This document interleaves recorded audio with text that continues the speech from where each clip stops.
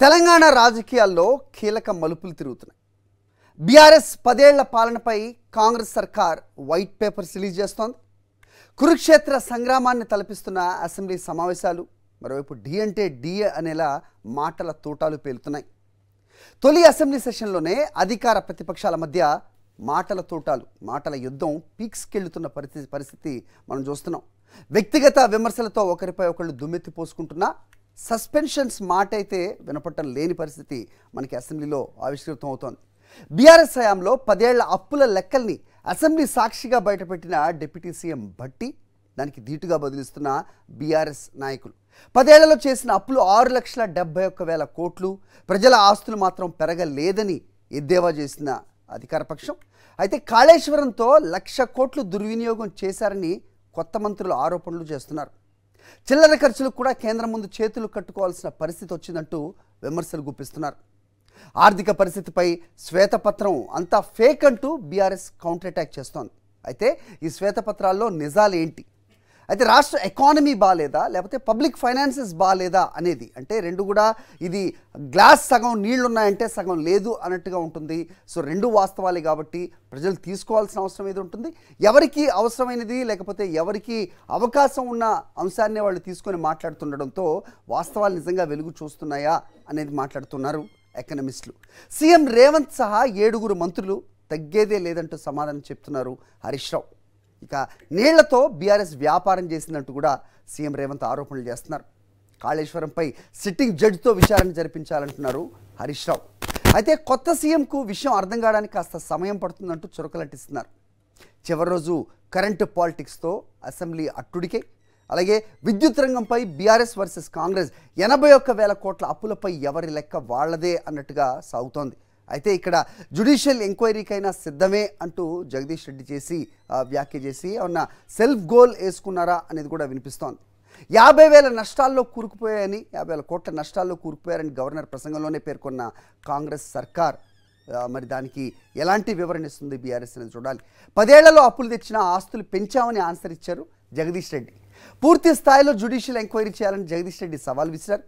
జగదీష్ సవాల్ను స్వీకరించిన సీఎం రేవంత్ విద్యుత్ స్కామ్పై జ్యుడిషియల్ విచారణకు ఆదేశాలు ఇచ్చారు. ఇక జీవో ఎప్పుడు రిలీజ్ అవుతుందో, ఈ ఎంక్వైరీ ఎప్పుడు స్టార్ట్ అవుతుందో, ఈ ఎంక్వైరీలో తెలిసే అంశాలు ఏవై ఉండబోతున్నాయి, మరి దీన్ని ఏ రకంగా ఎదుర్కొంటారు అనేది ప్రస్తుతం చర్చనీయాంశం. విద్యుత్ అప్పులపై అసెంబ్లీలో ఎంఐఎం వర్సెస్ కాంగ్రెస్గా కూడా నిన్న పరిస్థితి మారిన విషయం మనం చూస్తూ ఉన్నాం. అయితే కేటీఆర్ని కాపాడే ప్రయత్నం చేయొద్దు అంటూ అక్బరుద్దీన్కి రేవంత్ రెడ్డి ఒక మాట విసిరారు. విద్యుత్ అప్పులపై వైట్ పేపర్ తప్పుల తడగ్గా ఉందంటూ అక్బరుద్దీన్ మాట్లాడుతున్నారు. అప్పులు చేయకుండా, ఛార్జీలు పెంచకుండా కాంగ్రెస్ ఉచితంగా కరెంటు ఎలా ఇస్తుందనే ప్రశ్నకి సమాధానం కాంగ్రెస్ నుంచి రావాల్సిన అవసరం ఉంది. ఇక కరెంటు బిల్లుల బకాయిల్లో సిద్దిపేట టాప్లో ఉంటే గజ్వేల్ సెకండ్ ప్లేస్లో ఉన్నాయని రేవంత్ కౌంటర్ ఇచ్చారు. అయితే అక్కడ కొన్ని ఇరిగేషన్ ప్రాజెక్ట్స్ ఉన్నాయి కాబట్టి అక్కడ ఆబ్వియస్గానే ఎక్కువగా ఉంటాయి బకాయిలు అనేది బయట అసెంబ్లీ పాయింట్ వద్ద బీఆర్ఎస్ నాయకులు మాట్లాడుతున్నమాట.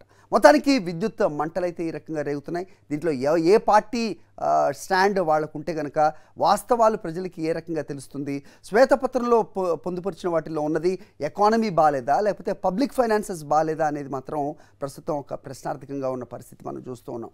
Yes, let's debate on this. మన క్రిషాంక్ బీఆర్ఎస్ నేతగా మనకి స్టూడియోలోనే అందుబాటులో ఉంటారు. అలాగే ప్రకాష్ రెడ్డి గారు టీబీజేపీ స్టేట్ సెక్రటరీ జూమ్లో అందుబాటులోకి వస్తారు. అలాగే అద్దంకి దయాకర్ గారు టీపీసీసీ జనరల్ సెక్రటరీ మనకి జూమ్లోనే అందుబాటులోకి వస్తారు. రైట్, నిన్న జరిగిన మాటల తూటాలు, మాటల యుద్ధం అసెంబ్లీలో ఒకసారి చూద్దాం, then will get into the discussion. మాజీ ముఖ్యమంత్రి గారు ప్రాతినిధ్యం వహిస్తున్న శాసనసభ నియోజకవర్గంలో 50.29 ట్రాన్స్మిషన్ లాసెస్ ఇప్పటి వరకు అక్బరుద్దీన్ ఓవైసీ గారు ఏదైతే చెప్తున్నారో హైదరాబాద్ సౌత్ నుంచి 43% ట్రాన్స్మిషన్ లాసెస్. ఈ రాష్ట్రంలో అత్యధికంగా విద్యుత్ వినియోగం చేసే దాంట్లో, బిల్లులు ఎగవేసిన దాంట్లో మొదటి స్థానం సిద్దిపేట ఉంది, 2వ స్థానంలో గజ్వేల్ ఉంది, 3వ స్థానంలో హైదరాబాద్ సౌత్ ఉంది. ఈ ముగ్గురు లీడర్లే 10 సంవత్సరాలు తెలంగాణ రాష్ట్రాన్ని పరిపాలించి విద్యుత్ బకాయిలు చెల్లించక మొండి బకాయిలల్లా సిద్దిపేట, గజ్వేల్, హైదరాబాద్ సౌత్ ఉన్నది అధ్యక్ష. ఈ రోజు మొత్తం విద్యుత్ రంగమే దివాలా తీయడానికి, అప్పుల పాలు కావడానికి ఈ 3 ప్రాంతాల నుంచి బిల్లులు చెల్లించకపోవడం వల్ల ఈ రోజు ఈ పరిస్థితి దాపురించింది. గజ్వేల్ ఓల్డ్ సిటీ మీద ప్రజల మీద తన అక్కసును వెలగుచ్చే ప్రయత్నం చేసినారు. సిద్దిపేటలో కాంగ్రెస్ పార్టీ గెలవలేదనో, గజ్వేల్లో కాంగ్రెస్ గెలవలేదనో, ఒక్క నిమిషం, ఓల్డ్ సిటీలో గెలవలేదని ఆయన ఏమన్నారంటే బిల్లులు అక్కడ ప్రజలు కట్టలేదు అని అన్నారు. ఇది వాస్తవం కాదు. అక్కడ ఏదన్నా ఒక లిఫ్ట్ ఇరిగేషన్ ప్రాజెక్టుదో ఒక ఇండస్ట్రియలిస్ట్ ఎవరైనా కట్టకపోతే ఇవాళ మీరు ప్రభుత్వంలో ఉన్నారు కనుక మీరు ఆ బిల్లులు వసూలు చేయండి తప్ప మొత్తం ఆ నియోజకవర్గ ప్రజల్ని బదనాం చేసే విధంగా మాట్లాడడం సబబు కాదు అని మీ ద్వారా. వాటర్ ప్రాజెక్టుదా ఇంకేదా ఆ డెఫినేషన్లో పోలేదు. అక్కడి నుంచి బకాయిలు రావాల్సి ఉండే, వారు గౌరవ సమర్థవంతమైన శాసనసభ్యులు బిల్లు కట్టేయాల్సి ఉండే అన్నారు తప్ప దానికి మీరు అంతలో దొంగ బుధాలు అనుకునే అవసరం లేదు. తర్వాత సంబంధం చెప్తారు తెలంగాణ కాంగ్రెస్ చేయకపోతే వాళ్ళు తెచ్చింది అధ్యక్ష. ఇలా తెలంగాణ తెస్తే మీరు 10 సంవత్సరాలు మంత్రులు, దయచేసి ఆ విషయం మర్చిపోవద్దు. ఇలా తెలంగాణ తేకపోతే తెలంగాణ పార్లమెంట్ ఆర్టికల్ 3 ఇవాళ మీ పార్లమెంట్ సభ్యులు కేశవరావు గారు కానీ కాంగ్రెస్ పార్లమెంట్ సభ్యులు లేకపోతే తెలంగాణ ఎక్కడ అధ్యక్ష? ఇలా వీళ్ళు మాట్లాడతారు. ఆనాటి నాయకత్వం ఒకేరని చెప్తానా, అన్పార్లమెంట్ అయితే తెలుగుతాం కానీ వీడికే ఏం రాకుండా పోయినా కూడా పార్లమెంట్లో తెలంగాణ బిల్ పాస్ అయిపోతే రాకపోతే అధ్యక్ష. ఆనాడు స్పీకర్, లోక్సభ స్పీకర్, ఆనాడు సభ్యులు పోడియం దగ్గర లొల్లైతుంటే కూడా బిల్లు ఏ విధంగా పాద్యాలు చేస్తే ఇట్లా మాట్లాడితే ఇట్లా పొరుగుతే ఎట్లా నడుస్తుంది అధ్యక్ష? నేను అడుగుతా ఉన్నా, ఇలా బరాబరుగా కాంగ్రెస్ పార్టీ సోనియా గాంధీ గారి నాయకత్వంలో ఈ హౌస్ లో వాళ్ళ నాయకుడు చెప్పిండు సోనియా గాంధీ లేకపోతే తెలంగాణ వచ్చేది కాదు. ఇవాళ ఇట్లా మాట్లాడితే ఎట్లా అధ్యక్ష? తెలంగాణ రైతాంగానికి మీటరు లేకుండానే విద్యుత్ ఇస్తారా ఇవ్వరా? 24 గంటలు అన్ని రంగాల విద్యుత్ వినియోగదారులకు అందిస్తారా ఇవ్వరా? స్పష్టంగా చెప్పాలని ఈ శ్వేతపత్రం ఏదైతే ఉందో దీన్ని తప్పు తడకలు చేసుకున్నారు. టారిఫ్ కూడా పెంచకుండా ఉండాలి. అంతేకాదు మీరు ఇచ్చిన 200 యూనిట్ల వరకు అందరికీ తెల్ల రేషన్ కార్డులు ఉన్న ప్రతి ఒక్కరు కూడా ఏదైతే ఫ్రీగా విద్యుత్ ఇస్తానన్నారో ఆ విద్యుత్ కూడా అందిస్తారా ఇవ్వరా? దాని నుంచి కూడా తప్పించుకుంటారా చెప్పాలి. రాష్ట్రాన్ని అప్పులోకి నెట్టేసి ఈ పవర్ మినిస్టరు విద్యుత్ సంస్థలను అప్పులోకి నెట్టేసి ఈయన మంత్రిగా మాత్రం భూములు, ఇసుక మాఫియా 1000 కోట్లు దోసుకున్న చరిత్ర ఈయనది. యాదాద్రి పవర్ ప్లాంట్ కట్టొద్దు అని చెప్పిండ్రు. అది 7 రూపాయలకు 8 రూపాయలకు ఒక యూనిట్ ధర వస్తుంది Yadadri power plant. Kaleshwaram project వద్దు అని చెప్పిండ్రు. అనవసరంగా మిగులు బడ్జెట్తో ఉన్న రాష్ట్రాన్ని అప్పులు చేసి రాష్ట్రాన్ని అప్పుల పాలు చేసింది. 10 ఏళ్ల పాటు కొన్ని తప్పులు జరిగినాయి. మన ఆశలు, తెలంగాణ ప్రజల యొక్క కోరికలు, విద్య కానీ, వైద్యం కానీ, ఇండ్లు కానీ ఏం నెరవేరలేదు. ఈ కాంగ్రెస్ ప్రభుత్వం పేదల రాజ్యం వచ్చింది కాబట్టి మీరు సహకరించండి. మేము ఇచ్చిన హామీలన్నీ నెరవేరుస్తాం. ఆర్థిక సంక్షోభంలో ఉన్న తెలంగాణ రాష్ట్రాన్ని గాడిలో పెట్టే బాధ్యత కాంగ్రెస్ పార్టీ తీసుకుంటుంది. అదేవిధంగా మేము 24 గంటల ఉచిత కరెంటు కూడా 100% రైతులకు ఇవ్వడమే కాకుండా మా 6 గ్యారంటీ స్కీమ్లో ప్రతి పేద గృహానికి పేదోళ్లకు 200 యూనిట్ల కరెంటు కూడా ఇస్తామని చెప్పినాం. తప్పకుండా అది కూడా ఇస్తామని చెప్పి తెలియజేస్తూ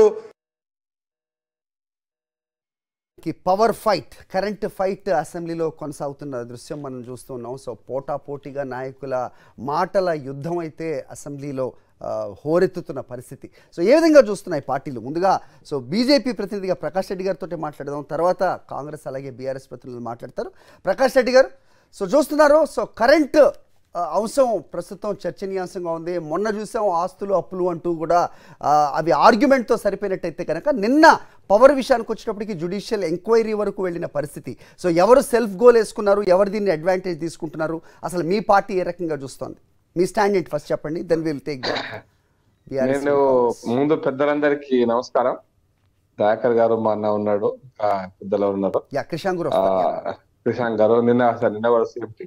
నేనేమంటున్నంటే ఇది ఎవరు గోల్ కొట్టారు, ఎవరు గోల్ వేశారు ఇది కాదు. తెలంగాణ ప్రజలు కాంగ్రెస్ పార్టీకి పట్ల గోల్ కొట్టేశారు, అయిపోయింది. కాంగ్రెస్ పార్టీ అధికారంలోకి వచ్చేసింది, అది క్లోజ్, అది ముగిసిన అధ్యాయం. అది ఇప్పుడు ఫలానా వాళ్ళు ఇది చేశారు, ఫలానా వాళ్ళు ఇది చేశారు, ఇట్లా జరిగిందని మొన్న ఆర్థిక శ్వేతపత్రం ఇచ్చారు, నిన్న పవర్ మీద శ్వేతపత్రం ఇచ్చారు. ఇది పార్లమెంట్ లో షార్ట్ నోటీస్ డిస్కషన్ లో కూడా చేయొచ్చు. దీన్ని నోటీస్ ఇచ్చి జరిగిన ప్రస్తుత పవర్ అంటే విద్యుత్ రంగంలో ప్రస్తుత అంశం గతంలో కూడా శాసనసభలో అటువంటి ప్రొసీడింగ్స్ ఉంటాయి కూడా. నేను శాసనసభ పోలే కానీ శాసనసభ ఉన్న వాళ్ళందరికీ కూడా తెలుసు. కానీ ఎందుకు చేయలేదో నాకు అర్థం కావట్లేదు. దీన్ని ఎందుకు కాంగ్రెస్ పార్టీ ఒక శ్వేతపత్రం తీసుకొచ్చింది? నిన్న తీసుకొచ్చి చేసింది ఏమీ లేదు. నేనేం చెప్పాలంటే మేమేం చెప్పకుండానే మాకు అడ్వాంటేజ్ ఇచ్చినటువంటి కాంగ్రెస్ పార్టీ నాయకులకు ముందు ధన్యవాదాలు. ఎందుకంటే ఉత్తమ్ కుమార్ రెడ్డి గారు చాలా స్పష్టంగా టిఆర్ఎస్ పార్టీని, ఇప్పుడున్న బీఆర్ఎస్ పార్టీకి మంచి గోల్ కొట్టారు. నేను పార్లమెంట్ స్టాండింగ్ కమిటీ మెంబర్ను, ఆ చట్టంలో ఎక్కడ కూడా మీటర్లు పెట్టాలని లేదు, రైతుల మోటార్లకు బిల్లులు కట్టి తీయాలని లేదు. ఇది అబద్ధం చెప్పినారు మీరు రాష్ట్ర శాసనసభలో అని ఉత్తమ్ కుమార్ రెడ్డి గారు చాలా నిర్ద్వందంగా నిన్న శాసనసభలో చెప్పినారు. అది కదా మాకు మాకు మాకు గోల్ మాకు వచ్చినట్టే కదా. మేము ఎట్లా కొట్టినాం అనేది పక్కన పెడితే గోల్ మాకు వచ్చినట్టే నిన్నటి చర్చ ద్వారా. ఎందుకు చెప్తున్నా అంటే సార్, దీంట్లో కాంగ్రెస్ బీఆర్ఎస్ పార్టీ నాకు గుర్తున్నంత వరకు దుబ్బాక ఎలక్షన్స్ నుంచి హరీష్ రావు గారు వేదిక మీద దుర్మార్గంగా నేను పదవి ఉపయోగిస్తున్నాను, సారీ టు శశాంక్ గారు, దుర్మార్గంగా బీజేపీ కోటేస్తే బావులకు మోటార్లు వస్తాయి, బీజేపీకి మోటేస్తే బావులకు వస్తాయి. ముఖ్యమంత్రి గారి శాసనసభలో కూడా, గౌరవ ముఖ్యమంత్రి గారి గత ముఖ్యమంత్రి గారి శాసనసభలో కూడా ఇదే మాట మళ్ళీ మళ్ళీ చెప్పారు. నేనేమైందండి, ఉత్తమ్ కుమార్ రెడ్డి గారు నేను ఆ స్టాండింగ్ కమిటీ మెంబర్ను, నేను చెప్తున్నా అటువంటిది ఏమీ లేదు ఆ చట్టంలో అని చెప్పాడు కదా. మరి ఎంతకంటే అబద్ధాల పుట్టలో ఈ ప్రభుత్వం, గత ప్రభుత్వం నడిచిందని చెప్పడానికి ఒక ఉదాహరణగా చెప్తున్నాడు. అట్లాగే మొన్నటి చర్చలో కూడా కొండ సురేఖ గారు, గౌరవ మంత్రి వారు కూడా ఒక మాట చెప్పారు. కేంద్ర ప్రభుత్వం మీరు సరిగ్గా పథకాలు ఉపయోగించుకోని కారణంగా కేంద్ర ప్రభుత్వం రావాల్సిన నిధులను కూడా తెచ్చుకోలేకపోయినారు మీరు, అది మీ అసమర్థత అని చెప్పారు. అంటే కేంద్రం ఇస్తుంది అనేటువంటి విషయంలో చాలా స్పష్టంగా వారు చెప్పారు. కాబట్టి నేను మా ఫేవర్ గా జరిగిన చర్చనే అనుకుంటున్నాను. నెంబర్ 2, నిన్న శాసనసభలో కూడా కరెంటు విషయంలో నిన్న అంటే వాళ్ళు అప్పులు ఎన్ని తెచ్చారు, ఏం చేశారు, 85,000 కోట్ల అప్పులు తెచ్చి ఆస్తులు లేవా, ఆస్తులు తీసుకొచ్చాం కదా అన్నారు. నేనేమంటున్నంటే శివన్ గారు, ఇప్పుడు నేను ఒక ఇల్లు కడతాను, దాన్ని నిరర్ధకంగా ఉంచారనుకోండి, నేను 50 కోట్ల అప్పు తెచ్చి ఒక పెద్ద బగల కట్టాను, దాన్ని నిరర్ధకంగా ఏం ఉపయోగం లేకుండా ఉంచితే ఆ భవనం యొక్క డిప్రిసియేషన్ ఉంటుందా, ఆ భవనం నుంచి లాభం రాకుంటే, ఆ భవనం నుంచి ఆశించిన మేరకు ఫలితం రాకుంటే దాని వల్ల రాష్ట్రానికి ప్రయోజనం ఉంటుంది. అది రాష్ట్ర ఆస్తి చేస్తామంటుండ్రు, కనపడుతుంది యాదాద్రి పవర్ ప్లాంట్ యొక్క మహత్వం కనపడుతుంది. కానీ యాదాద్రి పవర్ ప్లాంట్ 8 రూపాయల 9 రూపాయల మీరు చేసిన ఎస్కలేషన్ మూలంగా, మీరు కమిషన్ల కోసం చేసిన ఫలితంగా మూలంగా దాని యొక్క యూనిట్ కాస్ట్ పెరిగితే, గతంలో కూడా నేను గుర్తు చేస్తున్నా సార్ గారు, మన రాష్ట్రంలోనే ఉదాహరణకు లగడపాటి రాజగోపాల్ లాంటి పెద్దవాళ్ళు పవర్ ప్లాంట్స్ పెడితే ఏ విధంగా దివాలా తీశారో, వాళ్ళ యొక్క ఆర్థిక వనరులు ఏ విధంగా దెబ్బతిన్నాయో మనకు కనపడింది. అంటే ఒక యూనిట్ పెడుతున్నప్పుడు ఆ యూనిట్ వల్ల ఎంత లాభం అవుతుందా, నష్టం అవుతుందా, కాలం ముందుకు పోతుంది, కాలం పోతున్నప్పుడు టెక్నాలజీని మన updated technology without any commission కనుక మనం కరెక్ట్ గా కట్టింటే అది యూనిట్ కాస్ట్ తగ్గితే, ఆ తగ్గిన యూనిట్ కాస్ట్ మనం ఇవ్వగలిగితే దానివల్ల లాభం. కానీ మీరు బజార్లో 5 రూపాయలకు దొరుకుతుంది, నేను 7 రూపాయలకు తయారు చేస్తున్నా, నాకు తయారైతున్న కాస్ట్ అవుతుందంటే అది కుదరదు కదా.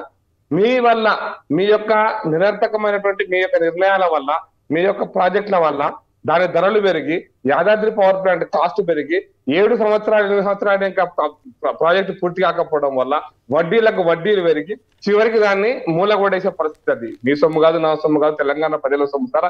అందుట్లో ఉంటే ఒకవేళ ఏ పార్టీ సొమ్ము కాదు, అలా మీరు కట్టిన పనుల సొమ్ము ఉంది, నేను కట్టిన పనుల సొమ్ము కూడా ఉంటది. ఎందుకంటే అప్పులు తీర్చారా కాబట్టి. అది పిఎఫ్సికి తీస్తారా, బ్యాంకులో తీరుస్తారా, వేరే తీస్తారు. ఉదాహరణ కాళేశ్వరం ప్రాజెక్ట్. ఇంత చేసిన తర్వాత కాళేశ్వరం ప్రాజెక్టు ద్వారా 7 సంవత్సరాల తర్వాత చాలా అంశాలు మీరు ప్రస్తావిస్తున్నారు. నేను పవర్ విషయం చెప్తున్నా శ్రేయన్ గారు, పవర్ విషయమే అనేక రిఫార్మ్స్ అంటే సంస్కరణలు తీసుకురావాల్సిన దాంట్లో కమిషన్ల కోసం మాత్రమే పవర్ ప్లాంట్స్ ప్లాన్ చేసి, అంటే కమిషన్ల కోసం మాత్రం చేసిన పవర్ ప్లాంట్ లో కమిషన్లు కూడా యాడ్ చేశారు. కాబట్టి అది సకాలంలో పూర్తి కాకపోవడం వల్ల తెలంగాణ ప్రజలు, తెలంగాణ వాళ్ళు రాబోయే రోజుల్లో తీవ్ర ఇబ్బందులు పడాల్సి వస్తుంది. ఈ రాష్ట్రంలో మేము చెప్పి ఇదే మాట చెప్పి నిర్మలా సీతారామన్ ఎన్నికల సందర్భంగా కూడా హైదరాబాద్ కు వచ్చి ఇట్లా జరిగింది, మేము ఇంత ఇచ్చినా కూడా తెలంగాణ ప్రభుత్వం దాన్ని ఉపయోగించుకోలేని చెప్తే హరీష్ రావు గారు 300 రూపాయల చార్మినార్ మీద ఎక్కువ పెట్టిండ్రు. ఇంకొక ఆయన గంట సేపట్లో సీతారామన్ గారు ప్రెస్ కాన్ఫరెన్స్ అయిపోయి మేము బయటకు వచ్చి టీ తాగేంత లోపల హరీష్ రావు గారు ట్వీట్ వచ్చింది, మేము చెప్పిన విషయం బీజేపీ పోలిస్తే మోటార్లు వస్తాయి, బీజేపీ పోలిస్తే అంధకారం వస్తుందని చెప్పి మొన్న ఎలక్షన్స్ కంటే ముందు ఎలక్షన్ సందర్భంగా, ప్రచార సందర్భంగా కూడా ఇదే శివతాండవం చేసినటువంటి నాయకులు ఈ రోజు వాస్తవాలు తెలంగాణ ప్రజలు తెలుసుకుంటే సంతోషపడుతున్నామండి.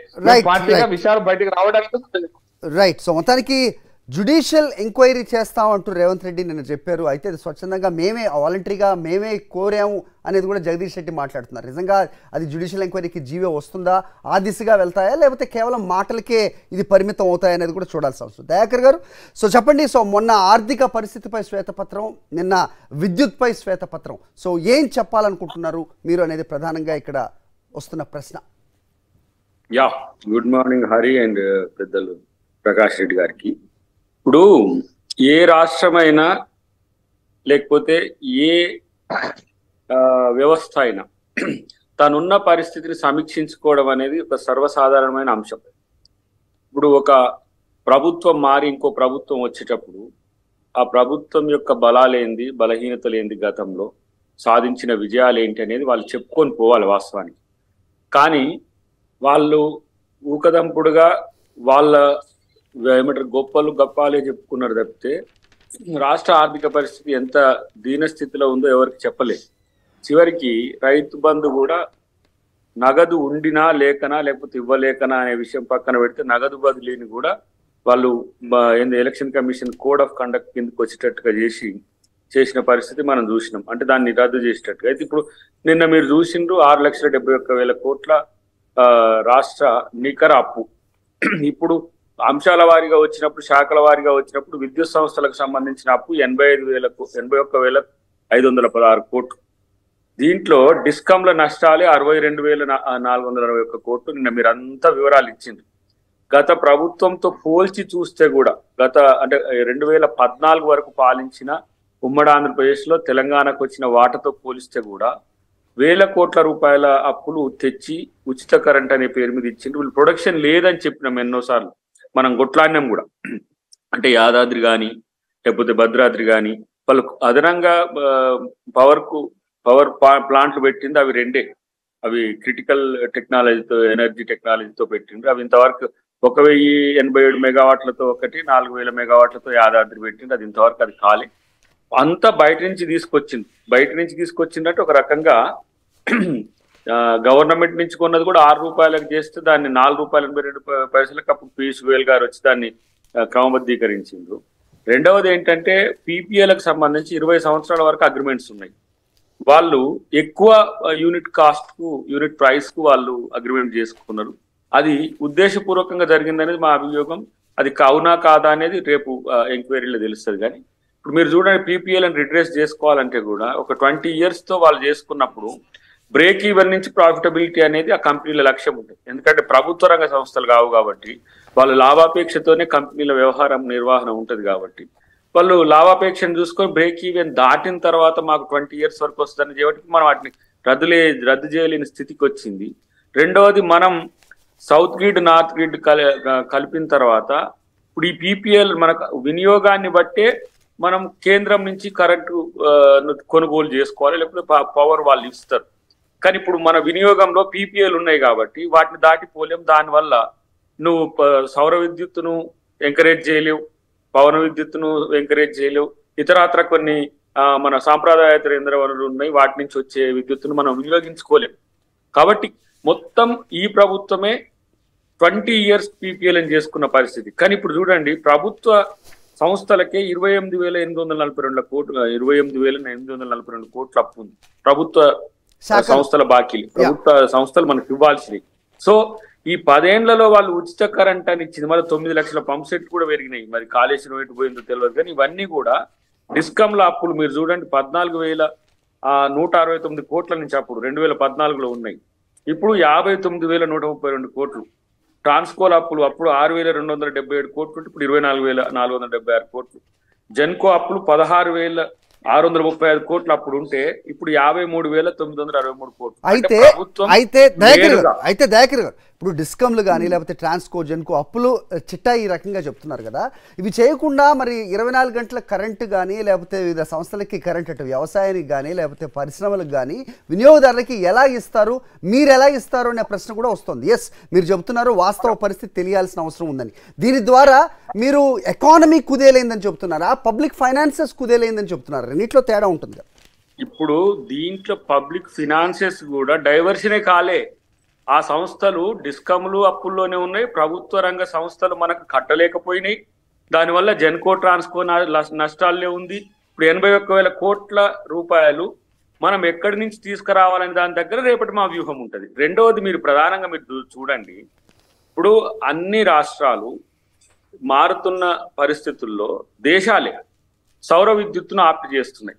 అంటే కంపెనీస్ ఉన్నాయి అనుకోండి, ఒక సంవత్సరానికి 1 మెగావాటో లేకపోతే 2 మెగావాట్లు ఉత్పత్తి అదేంది ఆ విద్యుత్ అవసరం ఉన్న వాటిని ఏం చేస్తున్నాం మనం, కంపెనీలు పర్మిషన్స్ ఇచ్చేటప్పుడే మీరు ఒక 2 acres కానీ 3 acres కానీ మీరు అది కంపెనీ పైన కంపెనీలోనైనా మీరు సౌర విద్యుత్తు ఉత్పత్తి చేసే విధంగానే కంపెనీ పెట్టామంట. మనం వెంటిలేషన్ కు లేకపోతే కాంపౌండ్ కు ఎట్లాగా మనం నిబంధనలు పెడతామో న్యూ కంపెనీస్ కి అట్లా పెట్టినాం. కానీ ఇక్కడ వాళ్ళు సౌర విద్యుత్ పెట్టుకోవడానికి లేదు. నేను ఒక దుబాయ్ నుంచి వచ్చిన ఒక ఇంజనీర్ నేను కలిసి మాట్లాడినాం. ఏమంటారంటే హైవేకు ఉండే డివైడర్స్ కానీ లేకపోతే మిగతా మనకి మనం ఇక్కడ కూడా పెట్టుకుంటాం, హైదరాబాద్ లో సోలార్ లైట్స్ ప్యానల్స్ పెడతాం. అలాంటివి మీరు గృహ అవసరాలకు కూడా వినియోగించేటట్టుగా పెట్టుకునేది ఉంటే దాన్ని వాళ్ళు పక్కన పెట్టిండ్రు. వైండ్ పవర్ మనకు చూడండి, దాదాపు నాకు తెలిసి 80 సెంటర్ల పైచిలకు మనకు తెలంగాణలో వైండ్ పవర్ చేసుకోవడానికి ఉన్నది. దాదాపు నాకు తెలిసి 8 నుంచి 9 ఇటు వికారాబాద్ సైడ్ కొంత అటు రాయచూరు వైపు ఇక్కడ పెట్టుకున్నాం మనం. కానీ 80 సెంటర్లు ఉన్నాయి. ఇక్కడ మీకు భద్రాద్రి వైపు కానీ కొండ ప్రాంతాలు ఎక్కడైతే నేనేమంటున్నానంటే ఉద్దేశపూర్వకంగా పీపీఏలు XYZ కంపెనీలతో కుదుర్చుకున్న ఒప్పందాల వల్ల వాళ్లకు డబ్బులు కట్టాల్సి వచ్చింది. కానీ ప్రభుత్వ రంగ సంస్థలకు మనం డబ్బులు ఎందుకు కట్టలేకపోయినాం? ఇవి మన సంస్థలు కదా, ఇవి దివాలా తీస్తే ఎవరికి నష్టం? క్రమేపీ ఉచిత విద్యుత్ అనేది ఇప్పుడు అప్పుల రూపంలో ఉన్నాయి. సగటు వ్యక్తి యొక్క అప్పు ఇప్పుడు ఇలా 2 లక్షలు 1,80,000కు పోయింది. 7 లక్షల పైచిలకు కుటుంబ అప్పు ఉన్నది. ఏది 6,70,1,000 కోట్లు. అంటే అప్పు చేసి పప్పు కూడా చూపించి అప్పును నీకాడ నేను ఒక 100 రూపాయలు తీసుకొని పైజేబులో పెట్టుకొని ఇగో నా 100 రూపాయల ఆస్తి అని చూపిస్తున్నా. నేను అరికాడ అడుక్కున్నా నేను కానీ 100 రూపాయలు అగపడుతున్నాయి. ఎవరి నువ్వు ఇచ్చినాయి అవి. కానీ నికర ఆస్తులను కూడగొట్టనేమో అప్పులను తెచ్చి ఆస్తులను కూడబెట్టిండు అన్నారు. ఆ ఆస్తులు ఏందో దాని వివరాలు ఏందో మన వాళ్ళు చెప్తే విందాం మంచి. రైట్. సో కృష్ణ గారు, సో 6,71,000 కోట్లని మొన్న ఆస్తులు వివరాలు శ్వేతపత్రం విడుదల చేస్తే నిన్న విద్యుత్ సంస్థల అప్పులు 81,516 కోట్లు అంటూ నిన్న అసెంబ్లీ సాక్షిగా సో అధికార కాంగ్రెస్ మీరు చేసిన తప్పుల్ని ఎత్తి చూపే ప్రయత్నం చేస్తోంది. సో ఏ విధంగా మీరు చూస్తున్నారు, ఏ విధంగా చెప్తారు? మొత్తానికి మొన్న అయితే మాటలతోటి సరిపోయింది, నిన్న మాత్రం ఎంక్వైరీ వరకు వెళ్ళింది. జ్యుడిషియల్ ఎంక్వైరీ కూడా ఇనిషియేట్ చేయాలంటూ సాక్షాత్తు మీ మెమరీ జగదీష్ రెడ్డి మాట్లాడడం, దాన్ని ఇమీడియట్గా రేవంత్ రెడ్డి అవకాశాన్ని అందిపుచ్చుకున్నారు. సో ఎంక్వైరీ వరకు వెళ్తే కనుక ఈ కరెంట్ మంటలు ఎవరిని కాల్చబోతున్నాయి అంటే ఏం చెప్తారు? మంచిదే, టైం ఫ్రేమ్ పెట్టుకొని వేయండి. ఇంకా 5 సంవత్సరాలు 10 సంవత్సరాలు కాంగ్రెస్ ప్రభుత్వం టర్మ్ అయిపోయే వరకు ఇట్లనే నాంచి దీన్ని ప్లేయింగ్ టు ద గ్యాలరీస్ లాగా వీళ్ళు ఇది చేసిరని మా రిక్వెస్ట్ ఏముండే అంటే, ఇన్ఫ్యాక్ట్ మేము 2014 నుంచి 23 వరకు మేము ప్రభుత్వంలో ఉన్నాం కదా, అప్పుడే మేము కేంద్రంలో ఉన్న బీజేపీని కానివ్వండి కాంగ్రెస్లో ఉన్న వాళ్ళని కానివ్వండి వీళ్ళు వేసే ఆరోపణల్లో పోయి వేయండి, please go to the court అని అన్నాం కదా. సిబిఐకి వెళ్తారా, సిఐడి పెట్టుకుంటారా, సిబిసిఐడి పెట్టుకుంటారా, రాక్ వెళ్తారా, ఏ సంస్థ ఉంటే వాళ్ళ దగ్గరికి వెళ్ళండి అని మేము అన్నాం. ఎప్పుడన్నా వద్దని చెప్పినామా? Please don't go to the court అనేసి అన్నామా? రాజగోపాల్ రెడ్డి గారు 10,000 కోట్లు జగదీష్ రెడ్డి తిన్నారని కూడా ఒక వ్యాఖ్య కూడా నిన్న చేసిన. మేము అనేది ఏంటంటే 14 నుంచి 23 వరకు గివే వ్యాఖ్యలు చేస్తున్నారు కదా. మేము అధికార పక్షంలో ఉన్నాం, మీరు ప్రధాన ప్రతిపక్షంలో ఉన్నారు. నాకు తెలిసి దేశంలో ఏ కోర్టు లేదు ప్రధాన ప్రతిపక్షం వచ్చి కోర్టులో కేసు వేయొద్దు అని ఎక్కడ కూడా అట్లాంటి చట్టం లేదు. వాళ్ళు 9 సంవత్సరాలు 9.5 సంవత్సరాలు అట్లనే గడిపేసిర్రు. ఇప్పుడు కూడా ఇట్లనే గడిపేసి ఇదే సాకులతో నడిపిస్తారా? ఉంటే ఒకటండి పవర్ విషయం మీద బాధ్యత తీసుకున్నారు మాజీ విద్యుత్ శాఖ మంత్రి గారు జగదీశ్వర్ రెడ్డి గారు. ఎస్, నేనేం చేసి నిలబడి మాట్లాడుతున్నా, వెయ్యండి విచారణ అని. హరీష్ రావు గారు మొన్న అన్నారు, అవును వెయ్యండి విచారణ, నేను ఇరిగేషన్ శాఖ మంత్రిగా పనిచేసిన, వెయ్యండి విచారణ. మీరు ఏ శాఖ మంత్రిగా పనిచేసిరో అందరు కూడా ముందుకు లైన్కి వస్తారు, వెయ్యండి, ఏ విచారణ చేస్తారో వెయ్యండి. We're ready for it. ఎందుకు అని అంటే ఇవాళ వాళ్ళు మాట్లాడుతున్నారు. అయితే సైమల్టేనియస్గా ఛత్తీస్గఢ్ గురించి మాట్లాడిరండి, చాలా సంతోషం. ఎందుకు అంటే ఇదే దాంట్లో ఛత్తీస్గఢ్ గురించి ఉన్నది. ఇగోటి 2017-18 అంటే ఒప్పందం జరిగిన తర్వాత నేను చూపెట్టేది ఏదో నేను సొంత కవిత్వం చెప్తలేను. వీళ్ళ శ్వేతపత్రం, వీళ్ళ white paper, waste paper, what ever it is, white paper. ఈ వైట్ పేపర్లు ఇచ్చిన డాక్యుమెంట్లోనే ఏమన్నారు, 17-18లో 72.51% PLF పర్సెంటేజ్ మనకు పవర్ సప్లై చేసిర్రు అని. 18 నుంచి మీరు గమనిస్తూ ఉండండి, ఒక్కొక్క సంవత్సరం తగ్గుతూ వచ్చింది. 2022లో 20 అయితే లేదు అసలు, ఆపేసారు. 21లో 19.71, 2020లో 39.76. ఇది నోట్. 2018లో కాంగ్రెస్ ప్రభుత్వం వచ్చింది. I would suggest or request Revanth గారు ఆర్ మేము అడుగుతున్నాం, వేస్తారా? అక్కడ ఉన్న భూపేష్ బఘేల్ అని కాంగ్రెస్ ప్రభుత్వం ఉండే కదా, కాంగ్రెస్ ముఖ్యమంత్రి అయిన అప్పటి ముఖ్యమంత్రి అయిన భూపేష్ బఘేల్ గారిని కూడా అడుగుతారా? అండ్ మైండ్ యూ, మీరు అంటారు కావచ్చు మీరు ఎందుకు కొట్లాడలేదు అని కూడా కొందరు ఉన్నారు సోషల్ మీడియాలో. విచిత్రంగా ఏంటంటే నిన్న మేము ఇది రేజ్ చేసినప్పుడు మీరు ఎందుకు అడగలేదు సార్, సబ్సిడైజ్ ఉంది మ్యాటర్, మేము కోర్టుకు ఎక్కినాం. ఛత్తీస్గఢ్ వాళ్ళు ఆ తీసుకున్న 1000 మెగావాట్కి కూడా మేము ఇన్ఫాక్ట్ అగోండి అందుకే అమౌంట్స్ కూడా పెండింగ్ పెట్టినాం, అది కట్టడం కూడా తగ్గించి వీళ్ళు చేయలేదు కాబట్టి.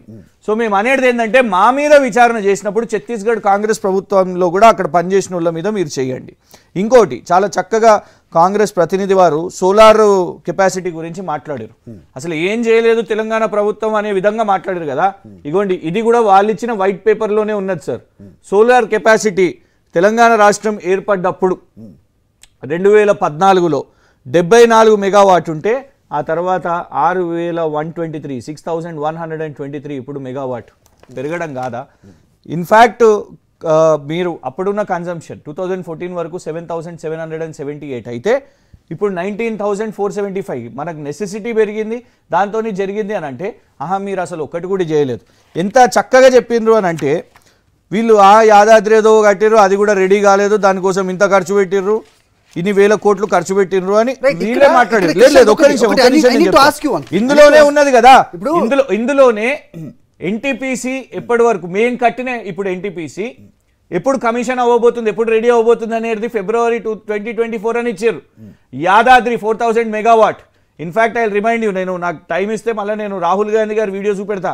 14 కంటే ముందు రాహుల్ గాంధీ గారు కూడా వచ్చి మేము ఇక్కడ చేస్తాం, ఇది నిర్మాణం చేస్తాము, ఇక్కడ ఒక మెగా పవర్ ప్లాంట్ చేస్తాము అని he has promised. He failed to do.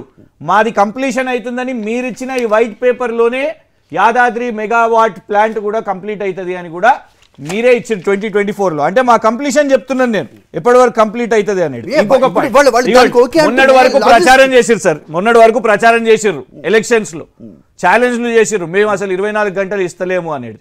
మీరు ఏ విద్యుత్ నిపుణులను మాట్లాడినా కూడా వాళ్ళు చెప్తారు 19.22 hours అని వీళ్ళే మెన్షన్ చేశారు, which is as equivalent to 24 hours. Because 24 hours అనేది కూలింగ్ ఆఫ్ పీరియడ్ ఉంటుంది, షిఫ్ట్స్ ఉంటాయి, ఇవన్నీ కూడా ఉంటాయి. మేము ఇన్ని గంటలు ఇచ్చినాం, మీ టైంలో ఎన్ని ఇచ్చిర్రు అనేది కూడా మీరే మెన్షన్ చేసిరు కదా మీ వైట్ పేపర్లో. 6 గంటలు మాత్రమే ఇచ్చిండ్రు రైతులకు వ్యవసాయానికి అనేది మీ కాంగ్రెస్ ప్రభుత్వంది ఇదే document. Let us go by this white paper which you have released. Dayakar గారు, అయితే వాళ్ళు ఇంకోటి కూడా ఇప్పుడు మీరు మీ ఆక్షేపణ ఏంటంటే ఇప్పుడు వీళ్ళు ఏదైతే ఈ వైట్ పేపర్లో అప్పుల విషయం ఏదైతే ప్రస్తావిస్తున్నారో అది వాస్తవం కాదంటున్నారా, లేకపోతే ఫైనాన్సెస్ని వీళ్ళు సరిగా మేనేజ్ చేయలేదు అంటున్నదని అవాస్తవం అని చెప్తున్నారా? మీ ఆక్షేపణ ఏంటి? యాదాద్రి గురించే మాట్లాడితే రెండు విషయాలు చెప్తాను. ఒకటి, నిన్నటి వైట్ పేపర్ అయినా మొన్నటి వైట్ పేపర్ అయినా లెక్కలు పూర్తిగా తప్పుడు తడకలు, ఇష్టం వచ్చినట్టు రాసేసారు. క్యాగ్ పేరు చెప్పిండ్రు, క్యాగ్ సోర్స్ అని చెప్పిండ్రు, క్యాగ్లో ఉన్న ఫిగర్ వేరే, వైట్ పేపర్లో ఉన్న ఫిగర్ వేరే. అండ్ రూపాయి కాదు, 10,000 కోట్లు 9,000 కోట్లు వేరీ అవుతున్నాయి, తప్పుడు లెక్కలు పెట్టిండ్రు. నంబర్ 1. నంబర్ 2, వీళ్ళ మోటివ్ ఏంది, పొలిటికల్ మోటివ్ ఏంది? ఎందుకు చెప్తున్నానంటే మా రిక్వెస్ట్ ఏంటంటే రేపు కాంగ్రెస్ రూపాయి అప్పు తీసుకోకుండా పని చేస్తాము, గ్యారంటీలు ఇస్తాం, మేనిఫెస్టో చేస్తామంటే వెల్కమ్ ఇట్, చాలా మంచిదే. వాళ్ళు నిజంగా కాంగ్రెస్ ఒక్క రూపాయి అప్పు తీసుకోకుండా మొత్తం ఇవన్నీ నడిపిస్తామంటే మంచిదే. దేశంలో 150 లక్షల కోట్ల అప్పు కేంద్రం జరిగింది మోదీ గారి టైంలో, అది అవాస్తవం కాదు.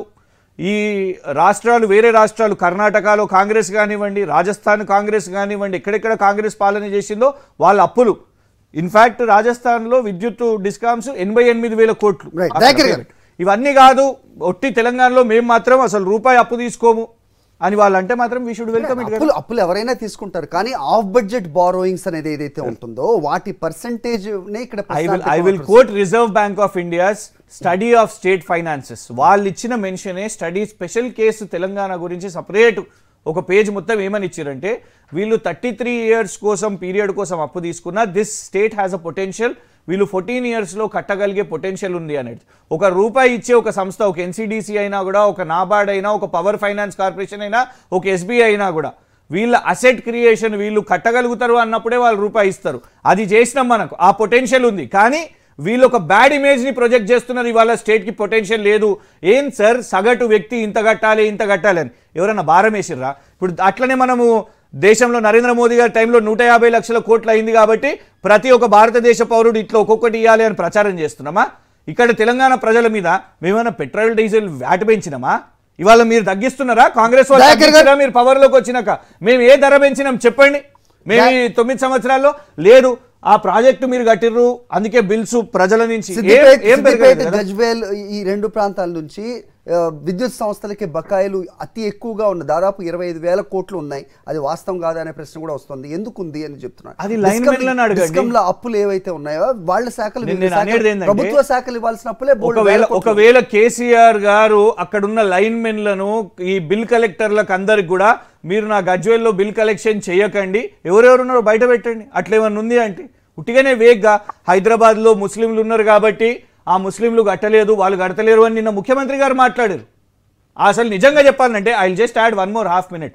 ఈ వైట్ పేపర్స్ బేస్డ్గా ఇర్రెలవెంట్ పాలిటిక్స్, అక్కడ ఇర్రెలవెంట్ పాలిటిక్స్, కామారెడ్డి సీటు గురించి అక్కడ మాట్లాడుతున్నారు, జూబ్లీ హిల్స్ సీటు గురించి మాట్లాడుతున్నారు, ఎంఐఎం సీట్ల గురించి అక్కడ మాట్లాడుతున్నారు.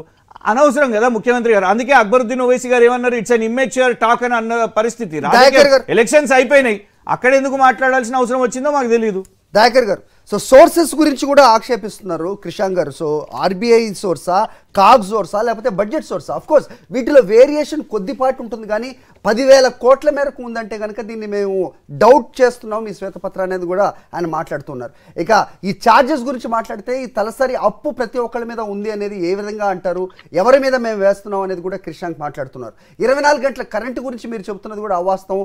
19 చిల్లర అవర్స్ ఇస్తున్నాం అని చెప్పి మీ శ్వేతపత్రంలోనే ఉంది అనేది కూడా చెప్తున్నారు. వీటికి సమాధానం ఉందా మీ దగ్గర? ఇప్పుడు అర్థమైందా? ఇంకా వాళ్ళు మాట్లాడిపిస్తున్నాం, మాట్లాడాలి, ఎక్కువ మాట్లాడితే ఇంకో 2 minutes ఇస్తారా అన్న? ఇంకా తీసుకో, ఇవ్వండి. అంటే వాళ్ళకు ఒక బేస్లెస్ వాళ్ళ స్ట్రాటజీ. ఒక్క సెకండ్ సార్, ఒక్క సెకండ్ నాకు ఇస్తాను. హరి గారు మీతోనే చెప్పేసి, హరి గారు ఇక్కడ ఉదాహరణకు United Andhra Pradesh combined total expenditure number ఇచ్చారు కదా, మీరు 2011-12 ఎంత ఇచ్చారు చెప్పండి ఫిగర్ మీరే. ఇందులో 2011 and 12 total expenditure figure 48,299 is Telangana's and 1,15,882 is United AP kada. ఇగోండి ఇక్కడ చూడండి టోటల్ ఎక్స్పెండిచర్ క్యాగ్ రిపోర్ట్ ఇది United Andhra Pradesh the 1,09,120 crores. Okay, ఇంకోటి దాని ముందు ఇయర్ ఎంత ఉంది? 1,06,636. ఇగోండి 92,000 రైట్, 92,972 crores. ఇది నేను ఆన్లైన్ లో పబ్లిక్ డొమైన్ లో కదా కృష్ణ గారు. డోంట్ యు థింక్ కాగ్ ఇచ్చే రిపోర్ట్ ఎవరికి ఇస్తుంది? గవర్నర్ కి ఇస్తుంది. గవర్నర్ తర్వాత ఎవరికి వెళ్తుంది? అది పబ్లిక్ అకౌంట్స్ కమిటీకి వెళ్తుంది. వాళ్ళు సరి చేసుకొని ఆ తర్వాత ఒక ఫిగర్ కి వస్తారు. ఈ డిఫరెన్స్ అనేది కామనే కదా. 9,000 crores 10,000 crores మీరు పెట్టిన ఫిగర్ కూడా మీరు ఇన్ని సంవత్సరాల తర్వాత ఇచ్చింది CAG as a source. Dayakar గారు చెప్పండి. నేను మిమ్మల్ని ఆబ్జెక్షన్ చేయండి, ఎందుకంటే చర్చ రీతిని, చర్చ ఎటుపోతుంది అనేది మోడరేట్ చేయాల్సింది మీరు.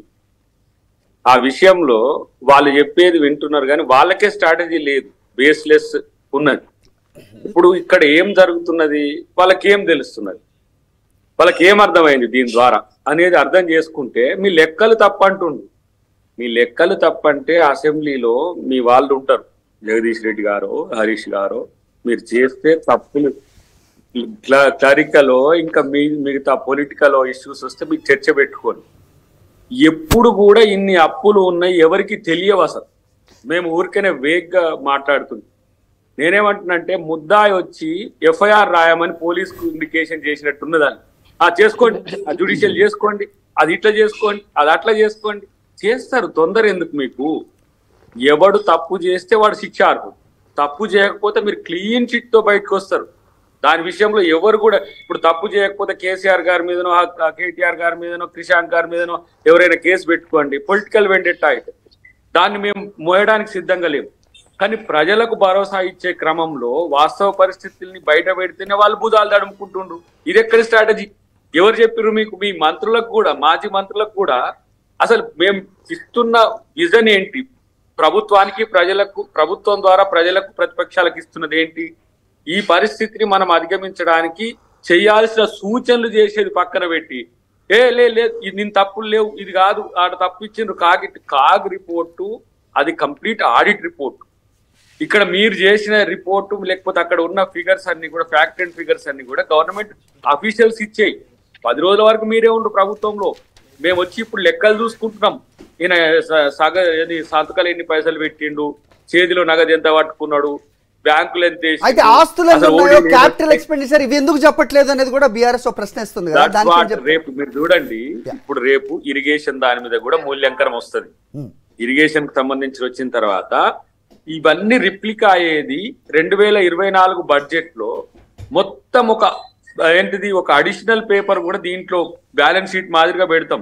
మనం గతంలో కూడా ఫీడ్బ్యాక్ బడ్జెట్ ది కూడా పెట్టాలనేది చట్టం కూడా చేసినాం గతంలో. ఇప్పుడు SC/ST సప్లానికి కూడా మనం కేటాయించిన ఏంటి, ఖర్చు చేసిన ఏంటి, క్యారీ ఫార్వర్డ్ ఏందని చెప్పి పెట్టాలని కూడా పెట్టినాం. మేమున్నప్పుడే ఇది చేసింది. అసలు నేషనల్ వైడ్ గా ఒక డిమాండ్ ఏమొస్తున్నది, గత బడ్జెట్ యొక్క ఫలితాలు, గత బడ్జెట్ యొక్క మూల్యాంకనం చివరి పేజీలో పెడితే ఇప్పుడు కంపారిజన్ ఇప్పుడు చెప్పింది కదా 2014లో ఇంత ఉంటే 22లో ఇంత ఉందని. అట్లా చేస్తాం, పారదర్శకంగా ఉంటది. ఇప్పుడు మీరు చర్చించుకోవడానికి ఎందుకు అంత ఎక్కువ సమయం మేము సభలో కానీ బయట కానీ ఎందుకు ఇస్తున్నాం? మీరు మాట్లాడే అంశాలు మేము మాట్లాడే అంశాలకు ఏ విధంగా పోలిక ఉంది? మీరు తప్పుల తడక ఇది ఒక ఆయన పొలిటికల్ పేపర్ ఇది అన్నాడు, వైట్ పేపర్ అనేలే అంటే అఫీషియల్ గెడిట్ పొలిటికల్ పేపర్ అన్నప్పుడు ఎస్ పొలిటికల్ యాంగిల్ కూడా చర్చిద్దాం. నేను అంటున్నా ఇప్పుడు 6,400 మెగావాట్లు కాదు, పొలిటికల్ యాంగిల్ చెప్పండి దయాకర్ గారు. వాళ్ళు చెప్తున్న నెరేటివ్ ఏంటంటే ఈ వైట్ పేపర్ వల్ల మీరు ఇచ్చిన హామీలకు గండి కొట్టడానికి మీరు ఇస్తున్న ఒక అప్రూవల్ తీసుకుంటున్నారు మీరు అనేది ఒక నెరేటివ్. నేనేమంటున్నా, ఆస్తులకు అప్పులకు పథకాల అమలుకు సంబంధం లేదు. కాబట్టి ఇక్కడ మీరు తెలుసుకోవాల్సింది ఏంటంటే ఇది ఆర్థిక స్థితిని మేము పెట్టడానికి ముందు పెట్టిన పేపర్ వాళ్ళకి అసలు గరిబనే అర్థం కావట్లేదు. సమస్య మా మీద పేపర్ పెడతారా, మీ మీద కాదు. We are the continuity to the government. Last government ఈ గవర్నమెంట్ అనేది కాంగ్రెస్ గవర్నమెంట్ టిఆర్ఎస్ గవర్నమెంట్ అనేది టెక్నికల్ గా బయట మాట్లాడుకుంటే అనుకుంటది. But government is the continuous process. నా ప్రభుత్వంలో అని చెప్తుంది గవర్నర్ గారు కూడా. మేము కూడా ప్రభుత్వంలో గతంలో జరిగిన వాటిని మేము చేయబోతున్న ఒక రిమార్కబుల్ డెవలప్మెంట్స్ ఎట్లుంటాయో ఇదొక బార్డర్ లైన్. ఇక్కడి నుంచి మేము చేసేది చూడండి, మా అప్పులు ఉన్నాయి కాబట్టి వాటిని తప్పించుకోవడం ఇది వేక్ కామెంట్. దాన్ని నేను పెద్దగా పట్టించుకోను. ఎందుకంటే ఎట్లా ఎంపవర్ చేయాలి నేను డిస్కమ్లను. ఇప్పుడు చూడండి ఒక మాట, 3% FRBM ఉంటుంది. చాలా మందికి తెలియంది ఏంటంటే ఇప్పుడు 9 కాన్సిక్యూటివ్ ఇయర్స్ లో ఎకనామిక్ ఇయర్స్ లో 3,79,000 crores తెచ్చుకోవడానికి వెసులుబాటు ఉందా? ఎందుకు FRBM అంతా వాళ్ళకి ఇచ్చింది? ఎందుకు కేంద్రం అంతా ఉదాసీనత ఉంది?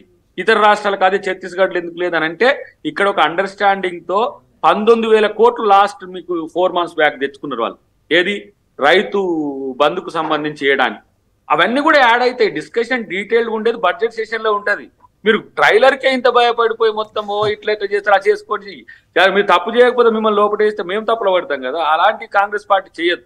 నిజాయితీగా దాని బాధ్యులకు సంబంధించిన అంశం రేపు వివరణ. ఇప్పుడు CMD ప్రభాకర్ రావు గారిని రమ్మన్నాం, వారు బాధ్యులు. లేదంటే ఇంకో మన యాదవ్ సంథింగ్ ఎవరో ఉన్నారు, వారు జెన్కో ట్రాన్స్కో, వారు వచ్చి సార్ ఇగో ఎందుకు ఇది చేసినాము, దీని యొక్క ప్రజా ప్రయోజనం ఇట్లా ఉంది, ఇగో రైతు ప్రయోజనం ఇట్లా ఉంది, గృహ అవసరాలకు మనం ఇట్లా చేయడానికి PPL చేసుకున్నాము, వివరణ అధికారులకు అది ఇవ్వాల్సిందే. నో అని ఆయన రిజైన్ చేసిండు, రిజైన్ యాక్సెప్ట్ చేయలేదు. బట్ ఆయన రావట్లేదు. దీన్ని ఏమనుకోవాలి? కేసీఆర్ గారు ఒకవైపు అక్కడ ఉన్నాడు, విద్యుత్ శాఖ మంత్రి, పాత విద్యుత్ శాఖ మంత్రి వచ్చేమో వివరాలు పక్కన పెట్టి మీరు కేసులు పెట్టుకోండి, మీరు ఏమైనా చేసుకోండి, మీరు ఏం చేస్తే ఇది పొలిటికల్ డైలాగ్స్ కదా, ఎకడమిక్ డైలాగ్స్ పెట్టండి. ఇప్పుడు వీళ్ళు కూడా ఎవరు మన బయటికి వచ్చి మీడియాలో మాట్లాడే మిత్రులు కూడా మేము అంటున్న అంశాలకు ప్రతిగా కౌంటర్ ఇవ్వండి, మేము తీసుకున్న థీమ్ కు ప్రతిగా కౌంటర్ ఇవ్వండి. దానివల్ల ప్రజలకు ఏమైందంటే ప్రభుత్వం రాజకీయ కక్షతో చేస్తున్నదా, విపక్షం కేవలం తప్పించుకోవడానికి ప్రయత్నం చేస్తారు. ప్రజలు తెలుసుకోవాలి, వాళ్ళను తెలుసుకోనివ్వండి. ఒక క్లారిటీ ఇచ్చేసారు. ఇచ్చిన హామీలకి మేము చెబుతున్న లెక్కలకి ఎలాంటి సంబంధం లేదు. వాస్తవ పరిస్థితి ఏదైతే ఉందో అది తెలియాల్సిన అవసరం ఉంది కాబట్టి చెబుతున్నాం అనేది. అఫ్ కోర్స్ ఎవరు కన్వీనియంట్ గా వాళ్ళు చెప్తారు.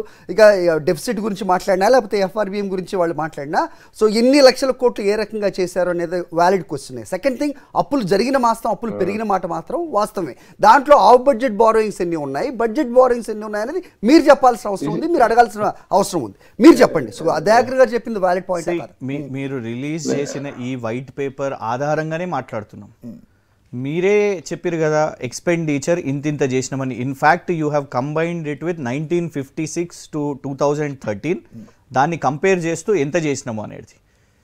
2013 వరకు 11 లక్షల కోట్లు మీరు ఖర్చు పెడితే, మేము అది 10 సంవత్సరాలు ఏది ఉమ్మడి ఆంధ్రప్రదేశ్లో ఖర్చు పెడితే మేము అది 10 సంవత్సరాల్లో ఖర్చు పెట్టినాము అని మీకే, అంటే అప్పుని ఏడ ఖర్చు పెట్టినాము అనేది కూడా మెన్షన్ చేస్తున్నది.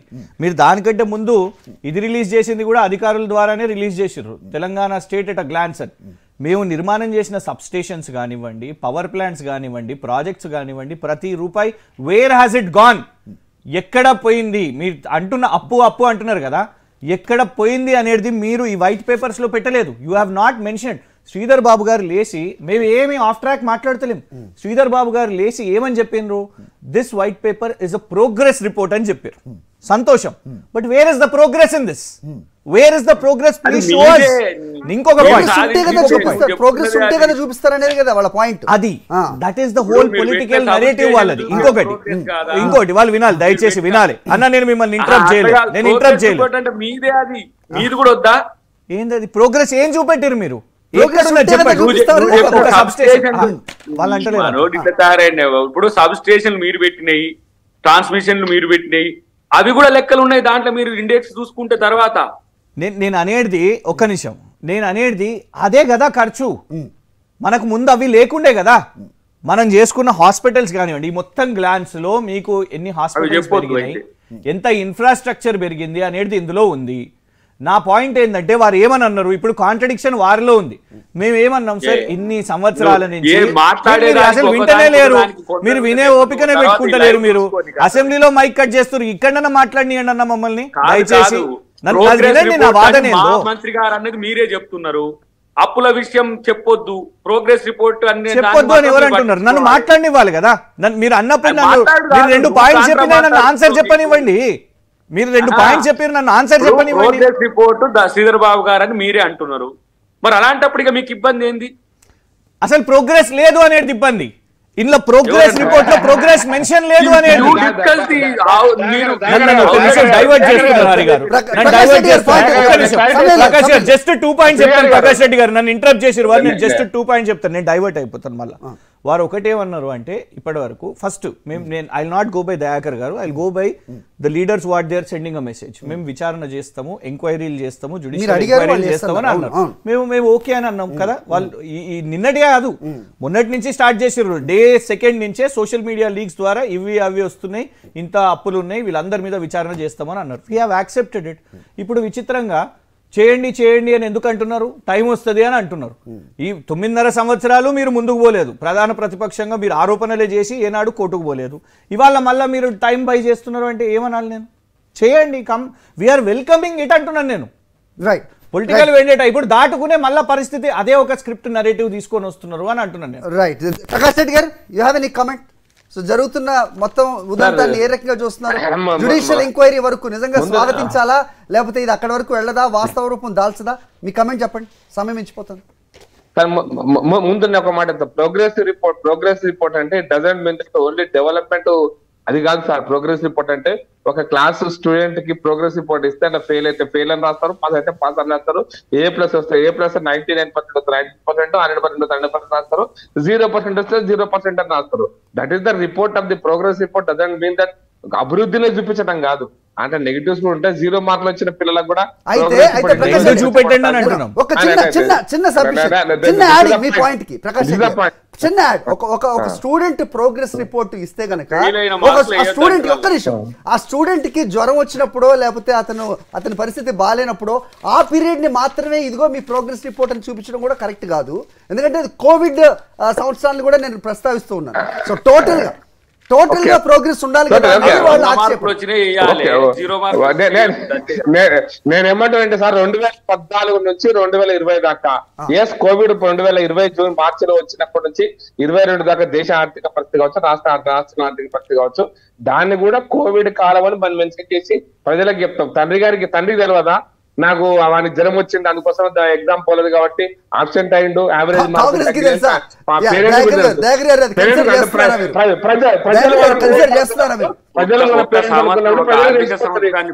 జ్వరం వచ్చింది కాబట్టి రెండో పాయింట్ ఒక పాయింట్ చెప్తారు సార్, ఒక పాయింట్ చెప్తారు. జుడిషియల్ ఎంక్వైరీ సిట్టింగ్ జడ్జితోని హైకోర్టు ఎట్లాగో యాక్సెప్ట్ చేయట్లేదు కాబట్టి నేను చాలా స్పష్టంగా రేవంత్ రెడ్డి గారు క్యాజువల్ గా చెప్పిన అసెంబ్లీ తిన్నాను జుడిషియల్ ఎంక్వైరీ కోసం స్పీకర్ ను కోరినట్టు.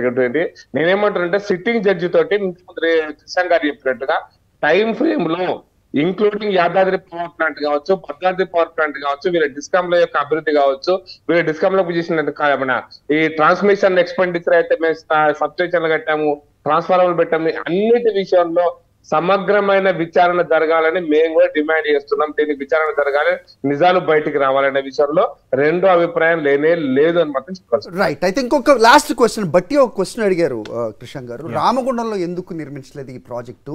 బొగ్గు సరఫరాకి ఇన్ని వేల కోట్లు వెచ్చిస్తున్న నేపథ్యంలో అక్కడ ఉండుంటే కనుక ఫీజిబిలిటీ బాగుండేది కదా, ఇక్కడ ఎందుకు పెట్టారనే క్వశ్చన్ ఒకటి. సెకండ్ థింగ్ వచ్చేసి కాలం చెల్లిన ఈ సబ్ క్రిటికల్ టెక్నాలజీ ఎందుకు వాడారనే ప్రశ్న కూడా వచ్చింది. ఇవన్నీ కూడా ఎంక్వైరీలో తేలుతాయనే మాట కూడా వచ్చింది. దానికి విత్ దట్ అయితే నేను అనేది ఏంటంటే మరి రాహుల్ గాంధీ గారు కూడా నల్గొండలోనే ప్రామిస్ చేశారు కదా. రాహుల్ గాంధీ గారు ఎందుకు అప్పుడు నల్గొండలో ప్రామిస్ చేసిండ్రు? వయబిలిటీ లేకుండేనా? రామగుండంలో కదా మరి మీరు అన్న ప్రకారంగా రామగుండంలోనే అక్కడి నెసెసిటీస్. ఇప్పుడు భూపాల్పల్లి రామగుండం నుంచి ఎంత దూరం అండి? Bhupalpally built one power project కదా అక్కడ. మేము రిక్వైర్మెంట్స్ ఇప్పుడు నల్గొండ విషయంలో అక్కడ అడ్రస్ చేయడానికి Yadadri which is in fact we feel is a centre, ఇటు నల్గొండకు కానివ్వండి ఇటు దిగ్ కానివ్వండి. ఒక్క మాట యాదాద్రి ఎందుకు పెట్టారంటే సార్ అక్కడ ఒకటి వాటర్ అవసరం ఉంది, రెండో ఏంటంటే కనెక్టింగ్ గ్రిడ్ ఉంటుంది కదా, already hydro electricity project Nagarjuna Sagar ఉంది కాబట్టి కనెక్ట్ చేయడం అనేటువంటిది. కాళేశ్వరం వాటర్ కూడా యాదాద్రి దాకా వస్తున్నాయి. లాస్ట్ ప్యాకేజ్ ఆఫ్ కాళేశ్వరం కూడా ఇట్స్ కమింగ్. ఇప్పుడు ఇది నాగార్జున సాగర్ తామరచర్ల దగ్గర నాగార్జున సాగర్ ప్రాజెక్ట్ రిజర్వాయర్ దాని పక్కన ఉంది నాగార్జున సాగర్ పక్కన, కాబట్టి వాటర్ కూడా అవసరము. అక్కడ పొల్యూషన్ కూడా తగ్గుతుంది. రామగుండంలో విపరీతమైన పొల్యూషన్ ఉంది కాబట్టి చాలా కారణాలు ఉన్నాయి. రామగుండం యాదాద్రి బట్టి కోసం అది ఆక్షేపించాలంటే నేను అనుకోవట్లేదు తప్పని.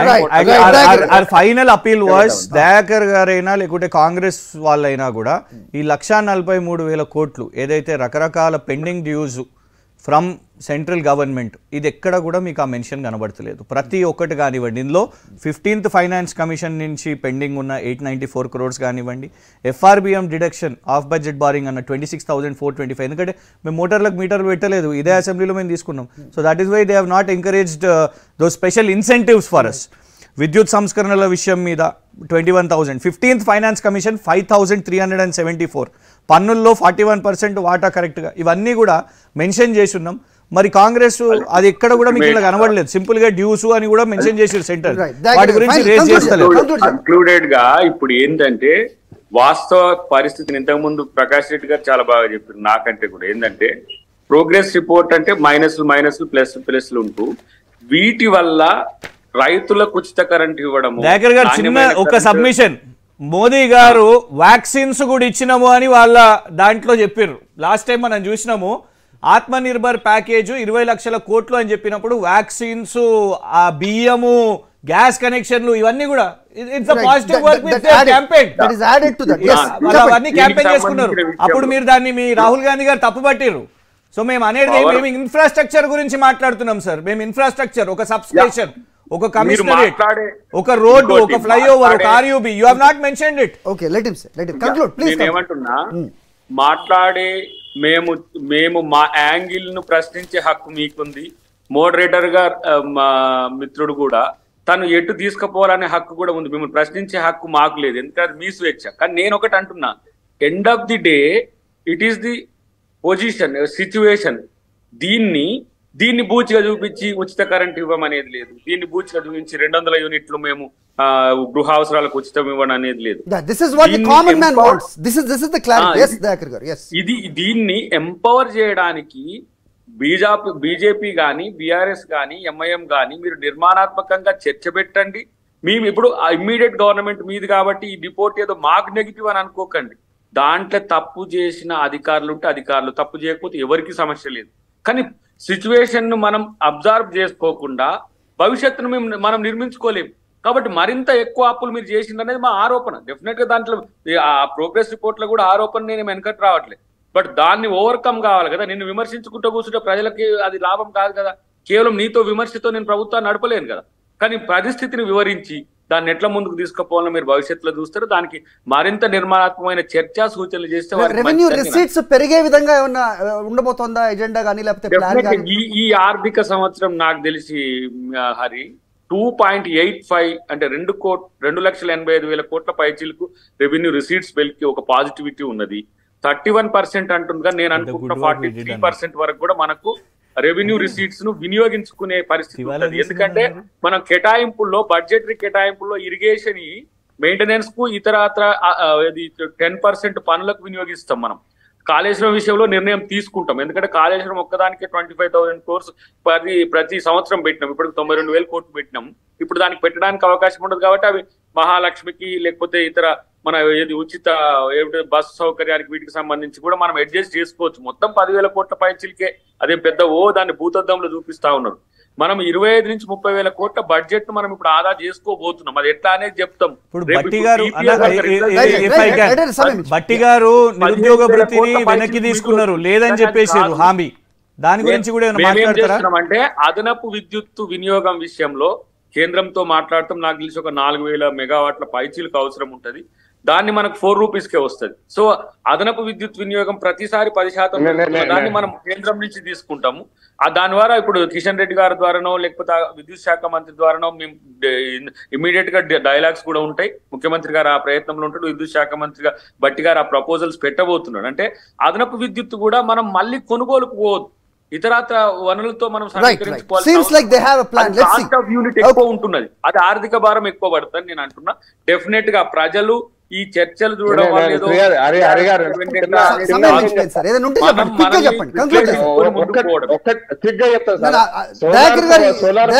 ప్లాన్ అంతా చెప్పారు. కేంద్ర ప్రభుత్వం ఇస్తున్న చౌక ఎవరికి ఏదైతే ఇస్తారో అది కూడా తీసుకుంటాం. మీరు ఇవ్వడానికి సిద్ధంగా ఉన్నారు. మీ ద్వారా వ్యూవర్కి ఒక పాయింట్ చెప్పాలనుకుంటున్నాను. సోలార్ పవర్ విషయంలో కేంద్ర ప్రభుత్వం 40% సబ్సిడీ ఇచ్చింది. మిగతావి అప్పుతోనే కట్టింది. రాష్ట్ర ప్రభుత్వ రెవెన్యూలోంచి కానీ రాష్ట్ర ప్రభుత్వ డిస్కామ్ లోంచి కానీ రూపాయి కూడా సోలార్ పవర్ పెట్టలేదు. 100% క్రెడిట్ అనేది కేంద్ర ప్రభుత్వం అందే సోలార్ పవర్. రైట్. క్రెడిట్ ఎవరిదైనా ప్రజలకి వాళ్ళు ఏదైతే హామీలు ఇచ్చారో అవి చేరాలని కోరుకుంటున్నారు. దయాకర్ గారు ఇచ్చిన క్లారిటీ అయితే కరెక్ట్ గానే ఉన్నట్టు కనిపిస్తుంది. వాళ్ళు ఉచిత విద్యుత్ని వాళ్ళు ఖచ్చితంగా కోత పెట్టట్లేదు. ఇచ్చిన హామీలకి దీనికి సంబంధం లేదు అనేది అయితే ఒక క్లారిటీ ఇచ్చారు. You have to wait and watch. Yes Krishna గారు, రైట్, ఇది చర్చ. సో పాల్గొన్న అందరికి కూడా ధన్యవాదాలండి. బ్రేక్ తీసుకుందాం. Updates will continue. Stay tuned.